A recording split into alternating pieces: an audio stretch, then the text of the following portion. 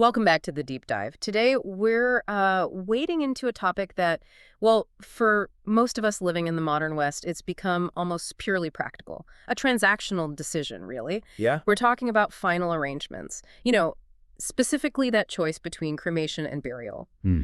And while this might seem like just logistics, our sources today argue something quite different. They're saying that by making it purely pragmatic, we might be losing something theologically significant built up over centuries. That's exactly right. We've got a stack of sources here, and they make a pretty powerful case.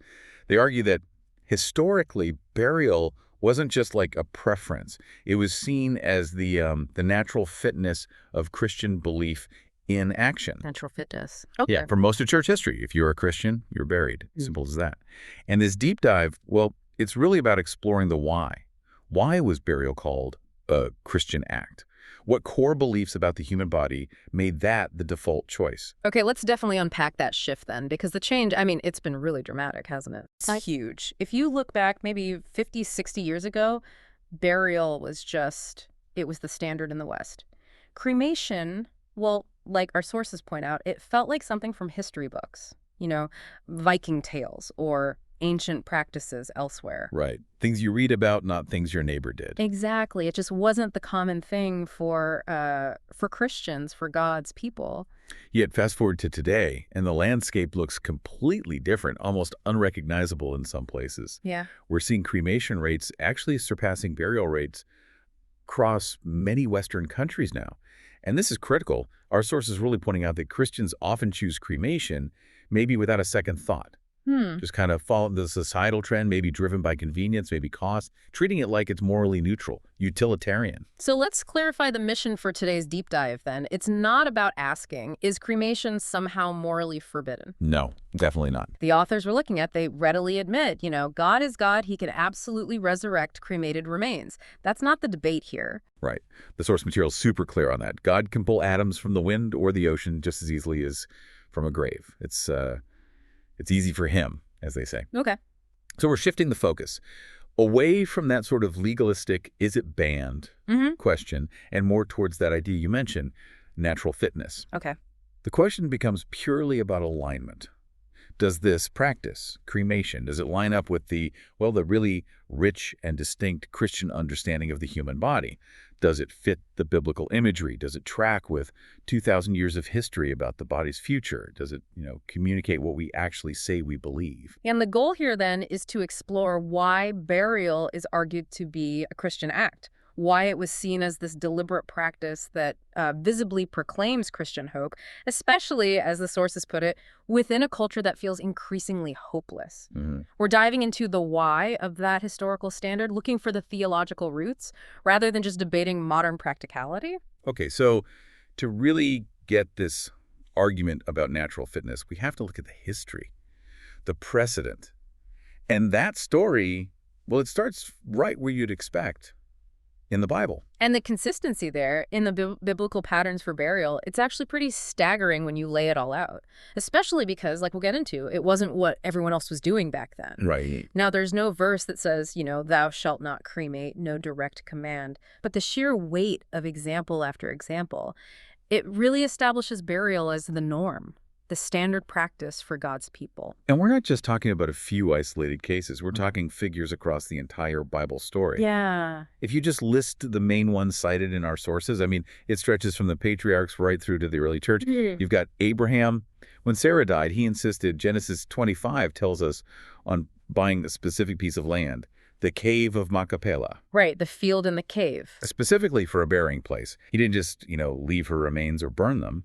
He invested serious capital to secure a permanent resting place. And that practice, it just continues, doesn't it? Unbroken. Isaac and Rebekah, Jacob and Rachel, Joseph. He gave those really explicit instructions, didn't he? That his bones had to be carried out of Egypt. Yeah, back to the promised land for burial. For burial. Then there's Miriam, Moses, King David, the prophet Elisha, even jumping to the New Testament, John the Baptist, Stephen, people who died really difficult deaths. Martyred, yeah.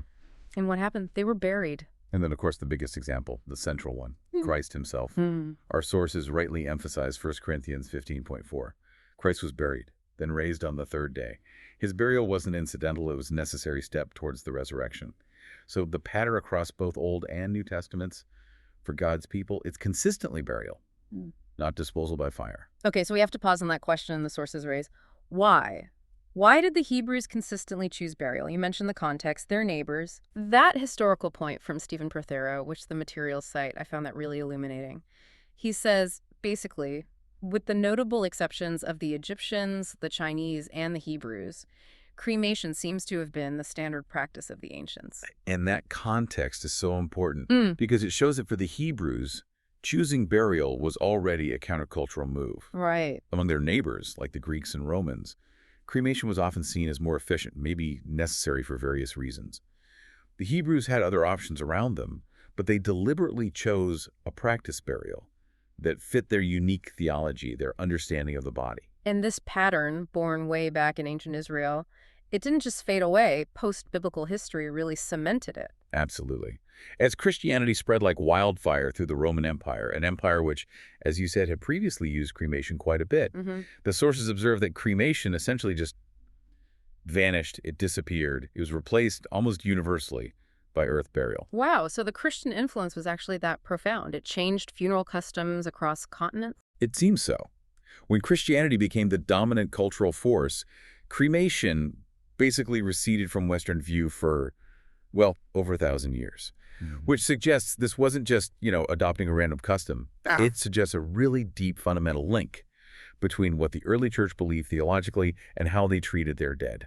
Okay, but if that's the case, if Christian dominance led to cremation disappearing, then the current resurgence of cremation, which our sources connect to things like population growth, rising funeral costs, but also, importantly, secularization, Right. then that resurgence might be evidence of something else changing too. Exactly. The sources frame cremation's comeback, alongside all the practical reasons, as potentially linked to the waning of Christianity's influence in the Western world. And this points us toward that foundational idea running through all this material. What you truly deeply believe about what a human being is and what their future holds, that inevitably shapes how you treat the body, even after the soul's gone. To really make that distinction sharp, it's helpful, like our sources do, to look at other worldviews, where the belief and the practice, they also fit together seamlessly. Hinduism is the main example used to show this natural fitness idea. Yeah, it's a really stark contrast, actually. In places like India or Nepal, historically, the Hindu practice is burning the dead, also very publicly, right? Like on the Ghats, the riverbanks. It's not hidden away. It's an integrated community ritual. And the reason for that practice, the theology behind it, it fits perfectly with their understanding of the soul's journey. From the Hindu perspective, as our sources explain it, the physical body essentially serves no purpose after death. Burning, in fact, is seen as the quickest way to release the soul and help in the reincarnation process. Just think about what that belief implies. If the soul's main goal is to move on, maybe to a new life cycle, and you need to break free from the current physical form, well, fire becomes the most logical way, most efficient, even spiritually beneficial in that view. The body is temporary, it's disposable, it's ultimately irrelevant to the soul's real journey. That's, perfect natural fitness between their belief and their practice. And you can see echoes of that idea, the body as disposable, in other philosophies too, right? Things that were around in the ancient world, like maybe some Platonic ideas or Gnostic thought, that often saw the body as just a shell, or even worse, a prison for the soul. Exactly. And if you adopt that kind of framework, that the body is just this container, you're sort of trapped in it, it completely undermines the whole basis for believing in a bodily resurrection. Yeah, why would you want it back? Right. If you finally escape the physical cage through death, why on earth would you want to return to it? Our sources put it very sharply. This kind of worldview makes belief in a bodily resurrection seem, well, pointless. That's a huge psychological hurdle. Who wants to go back to prison after they've escaped? And we actually see that skepticism in the Bible, don't we? When Paul preached the resurrection in Athens, Acts 17. Yeah, Acts 17.32. The philosophers, they mocked him. They just couldn't get their heads around the idea of the body coming back. It seemed unbelievable, or maybe even undesirable to them. Okay. So the conclusion drawn here is, well, okay, not everyone who practices burial necessarily believes in a bodily resurrection. Some secular people choose burial for other reasons. Sure. The belief in the physical resurrection of the body seems to correlate very highly with the practice of burial. The sources argue it almost demands it. Burial becomes the outward sign, the ritual expression of that internal theological belief. Okay, so this brings us right to the core difference, the thing we really need to spend time on. The unique Christian doctrine of the human body. Because it's fundamentally different, isn't it? Different from the Hindu view of the body as disposable, and different from that Platonic idea of the body as a prison. Absolutely different. Unlike a lot of philosophies and religions that really focus only on the immortality of the soul, the spiritual part is the real Christianity is uniquely anchored in the belief in the resurrection of the body. It actually elevates the physical form. And that elevation, it starts right back at the beginning, doesn't it? Genesis. Scripture has this incredibly positive view of the physical world. Genesis 1.31, that's the key verse here, right? God made everything, including the human body, and said it was. Very good. Very good. So the body isn't a mistake. It's not a punishment or just some temporary car we're driving. It's fundamentally good, made by a good God. And that changes everything about how you define a human person. The sources define us not as a soul sort of trapped inside a container, but as an embodied soul or an ensouled body. Embodied soul or ensouled body, okay. Both parts are vital. They're essential components of who we are, which means death, biblically speaking, James 2.26 is referenced here. Death is actually this tragic, unnatural separation of the soul and the body. It wasn't supposed to be this way. So the body is not just a shell. It's essential to our human nature. It's how the soul expresses itself, how we interact with the world, how we reflect the imago Dei, the image of God. Exactly. Yeah. And if the body's that essential, then how we treat it, even after death, suddenly becomes really crucial. And this positive, affirming view of the physical, it led the early church thinkers, the really great minds, to think very seriously about how we treat the dead. Which brings us to Augustine, his perspective from City of God, back in the 5th century. Yeah, I thought this analogy from Augustine was maybe one of the most powerful things in the source material. It really deserves a closer look. He applied this theology directly to caring for the dead, moving it beyond just, sentiment. He argues that caring for the bodies of those who've died isn't some meaningless superstition. It's a vital expression of love, yes, but also of belief. He asks his readers to consider this analogy. It's quite striking. He says, okay, if a child deeply values their father's everyday things, maybe a favorite robe or a ring he always wore, a walking stick. Things that were close to him. Right. If we treasure those things, Augustine asks, with how much more reason ought we to care for the bodies of those we love, which they wore far more closely and intimately than any clothing? Wow. The body as clothing worn more intimately than any actual garment. That's a powerful image. It's intrinsic. It's not just an accessory. And he hammers this point home. He says the body is not an extraneous ornament or aid, but a part of man's very nature. So when we care for the deceased's body, we're honoring something essential to the person we loved. And we're honoring the Creator's original good design. It completely shifts the mindset from getting rid of remains to something more like veneration, or at least deep respect. And that inherent dignity, that future hope for the body, that explains why God plans for the resurrection of the body, right? Instead of just letting the separation of death be the final word, if the body were just an unnecessary shell, resurrection would be pointless. And we see this theological logic played out perfectly in Christ's own resurrection. Jesus was buried. Why? Because God was planning to raise him on the 3rd day. Acts 2.27 is cited not allowing his Holy One to see decay. Burial was the necessary prelude to the ultimate validation of the body. And that promise isn't just for Jesus, it extends to every believer.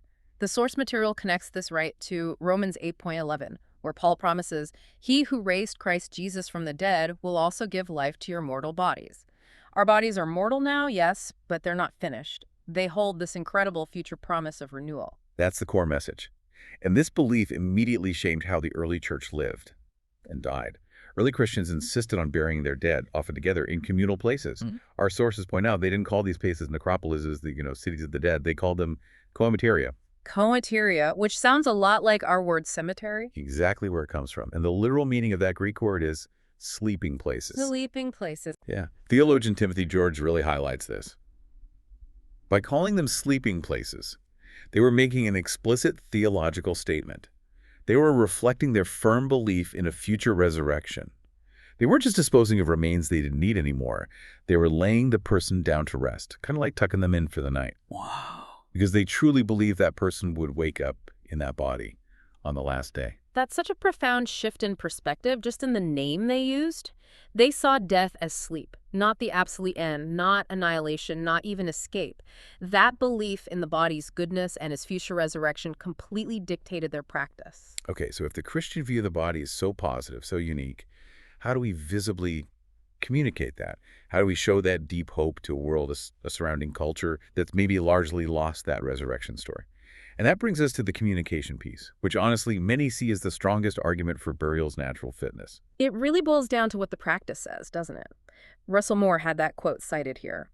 The question is not simply whether cremation is always a personal sin. The question is whether burial is a Christian act. And, if so, then what does it communicate? And the sources give a pretty direct answer to that.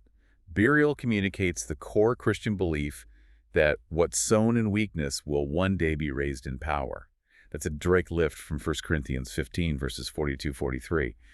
The visual act of burial lines up perfectly with the theological pictures used to describe the resurrection itself. Okay, this is where it gets really fascinating for me.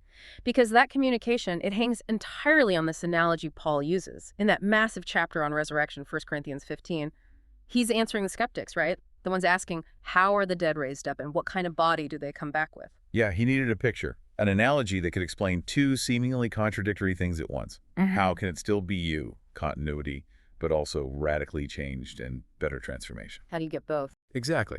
So he turns to farming, agriculture, something everyone in his audience would have instantly understood. And his reply, in verses 35 to 37, this is really foundational for the burial argument.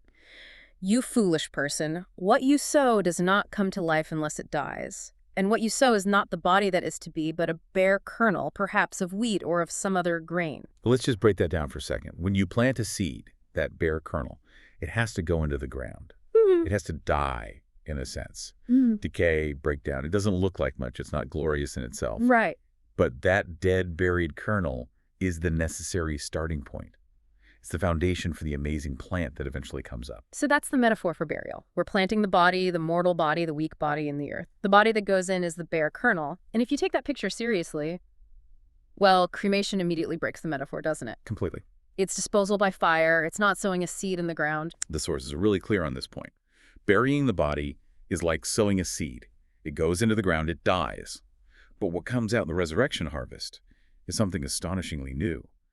Paul goes on to describe the resurrected body as being biologically continuous, yet astronomically better. Biologically continuous, yet astronomically better. I like that phrasing. Yeah.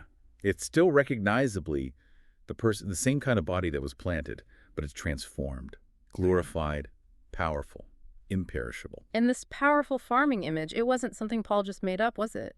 Jesus used the exact same kind of analogy for his own death and burial, John 12:24. That's right. Except a corn of wheat fall into the ground and die, it abideth alone. Okay. But if it die, it bringeth forth much fruit. Yeah. He saw his own burial as a necessary planting that would lead to a great harvest. Okay, so this is why the theological argument finds burial so fitting, so naturally aligned. These analogies, they aren't strict commands saying you must bury, but the sources describe them as imaginative pointers. They just demonstrate this deep, natural harmony between the core Christian belief, that expectation of a physical bodily resurrection, and the actual practice of burial. So burial gets completely reframed. It's never supposed to be seen as a final act, not signaling disposal or the end or annihilation. It's an opening act. It signals anticipation, hope. Yeah. When you bury someone, Yeah. you are visually acting out the belief that this isn't just an end. It's actually a beginning. We're planting that seed full of hope for the future harvest, mirroring that whole agricultural process that was so deeply embedded in the biblical world.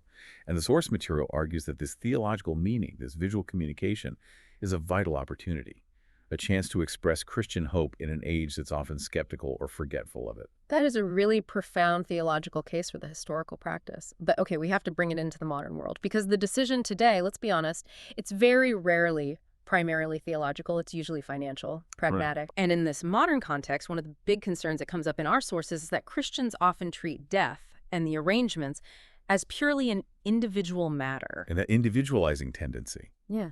That's where the theological richness can get lost, the sources argue. By just mirroring the surrounding culture's practical, individualized approach, believers might be accidentally adopting the very kind of uh, American individualism that tends to privatize grief. It divorces the ritual from the community. Hold on, American individualism sweeping us along? That sounds like pretty strong language.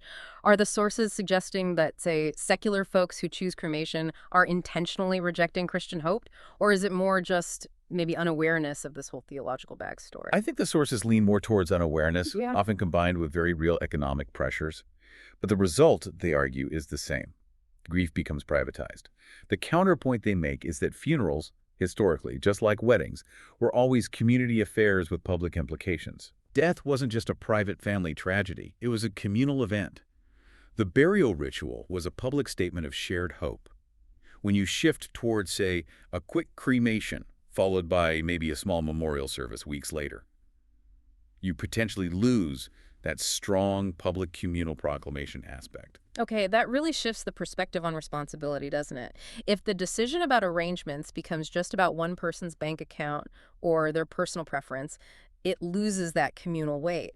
So the call here seems to be for believers to make these decisions consciously, trying to ensure they're steeped in Scripture and its imagery, rather than just being driven by ahistorical pragmatism. And this ties back to that Russell Moore quote you brought up earlier. Yeah. What bothers me as a Christian minister is not so much that some of us are cremated, as that the rest of us don't seem to care. Right. If the church community truly believed burial was this significant Christian act, this powerful symbol, why would it just stand by silently while its members, maybe out of financial necessity, choose the cheaper, quicker option that breaks that core theological metaphor of sowing the seed? And we absolutely cannot ignore the elephant in the room here, the cost.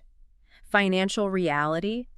Burial, especially what we think of as traditional burial with plots and services, it's incredibly expensive now. Hugely expensive. And that is often, undeniably, the main driver towards cremation. Many families just cannot afford the thousands, sometimes tens of thousands of dollars that a traditional funeral might cost. And this is where the sources move from just critiquing the trend to issuing a real challenge. And I think this might be the most practical and maybe the hardest insight they offer. They're very sympathetic to people who simply can't afford burial.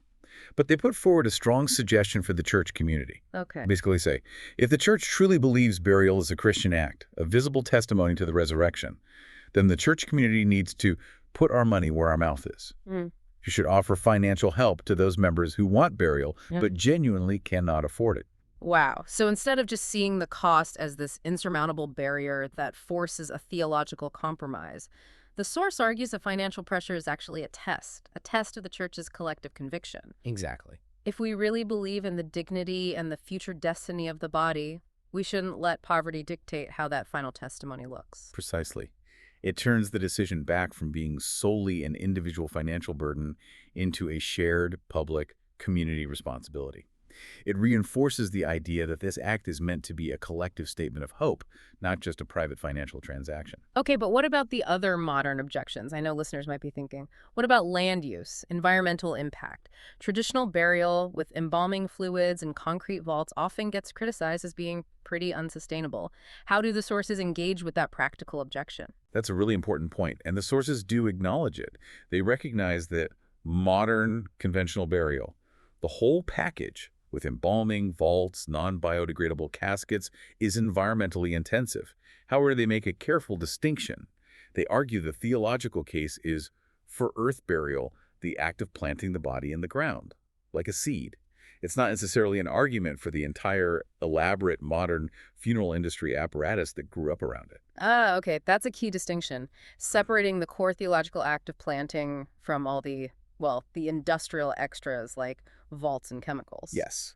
And they suggest that more environmentally conscious methods, sometimes called green burial or natural burial, actually align very well with the biblical imagery. How so? Well, green burial often involves just a simple shroud, no embalming, direct contact with the earth, allowing natural decomposition. That fits the planting the seed metaphor beautifully, while also addressing the ecological concerns about chemicals and resource depletion. So it offers a way for the community to potentially reclaim the practice of burial while still being responsible stewards of creation. So the overall goal, looking forward, is pretty clear then. It's about reclaiming Christian burial, not just as, one option among many, but as this intentionally countercultural act. Sorrowful, yes, because death is sad, but also joyful because of the hope it represents. An act that stands out against a quote, paganizing culture that might increasingly see the body as disposable or irrelevant. It really comes down to saying something clear and definite with our actions, not just our words. The final conclusion offered in the material is basically this. Burial is argued to be a Christian act because it seems to better represent the biblical examples we see. It fits the powerful agricultural analogies Paul and Jesus used for resurrection, and it aligns with the core biblical teachings about the inherent dignity and the promised future destiny of our physical bodies. Let's say with our actions as well as our words, we believe in the resurrection of the body. So just to kind of synthesize the main thread of this deep dive. For really 2 millennia, the Judeo-Christian tradition has overwhelmingly favored burial. It established it as the default Christian act. Not because there was some strict command against cremation, but because of what we call that natural fitness, that alignment between the core beliefs, the essential goodness of the embodied soul, the positive view of God's creation, the Imago Dei reflected in us, and the actual practice of planting the body like a seed, waiting in hope for the resurrection harvest. It functions as a kind of visual liturgy, expressing hope. And as we wrap up our conversation today, here's maybe a final provocative thought for you, the listener, to carry away. If it's true that the way a culture handles its dead says something profound about its deepest beliefs about human value, about destiny, then what silent message are our modern Western funeral trends sending right now? Both the Christian choices and the secular ones. What message are they sending about the real value and the ultimate future of the physical body? And maybe how might that message be shaping the next generation's understanding of hope itself? Thank you for joining us for this deep dive.